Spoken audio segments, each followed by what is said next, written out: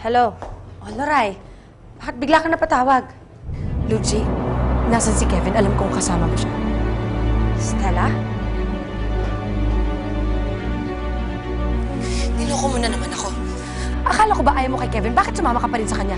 Stella, sabi mo sa akin, hindi mo na ako mapapatawad. Kaya naisip ko na, Wala na akong pakialam kung ano pang iniisip mo. Basta kailangan ko makausap si Kevin. Ninakawan niya ako ng pera. Stella, leave me and Lucci alone, ha? Tama na!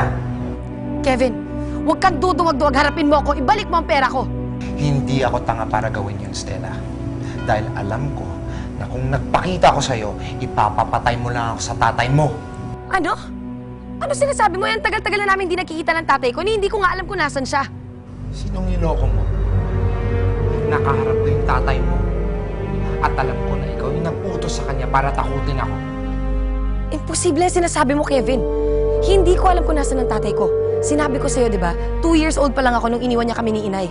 Kaya hindi ko alam kung nasan siya. Well, nagpakita siya sa akin. At muntik niya akong patayin. Ma'am, akin na po yung cellphone ko.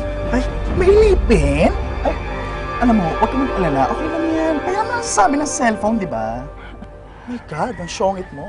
Kevin, harapin mo ako. Ibalik mo sa akin ang pera ko. Akin na! Do you really think ibabalik ko yung pera mo? Akin na yun. At yung mga anak natin, akin na sila. Ano ibig mo sabihin pati mga anak natin sa'yo na?